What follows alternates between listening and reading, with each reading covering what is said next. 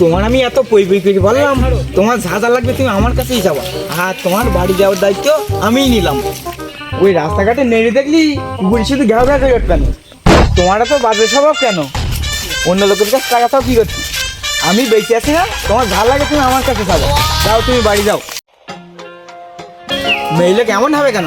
প্রেম করবে, এটা সবালের সাথে প্রেম করবে। আমার কি টাকা পয়সা কম আছে নাকি?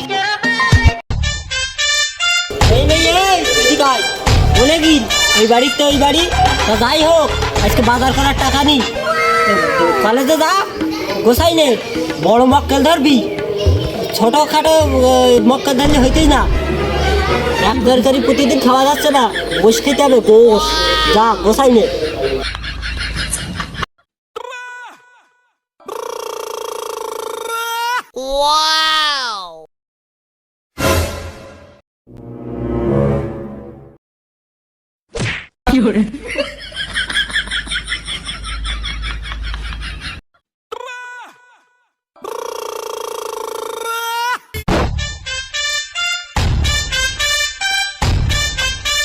ওরা ধানে কি কই সাথে জানলো কইতে কান ভালো করে জানাস।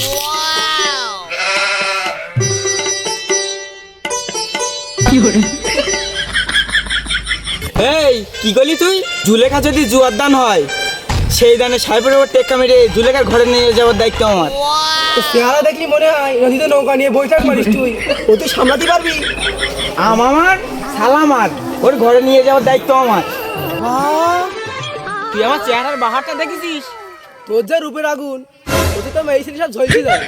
এমনি আমার পুরা উচিত। এই তুমি বাড়ি যাও।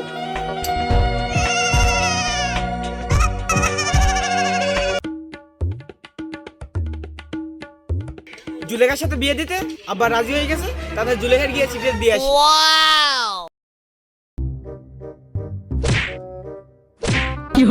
সকালবেলা করে তোর মুখটা দেখি আমার অতটা লেগে গেল। বাহ, তোর মতো কুবেকের মুখ দেখে আমারও অতরা লেগে গিয়ে যেদিন আমি একটু জুলেখা দেখতি। কি তোর এখনো জুলেখার মুখ তোর মাথাতে লাভিনি এখনো? শোন, যদি থাকে মনে, জুলেখার সাথে দেখাবো ওই বড় বাগানে। বেহুশির মতো কথা কইস, তোর মাথা থেকে আমি জুলেখার ভূত লাভিয়ে দেবো। কেন তুই মারবি নাই?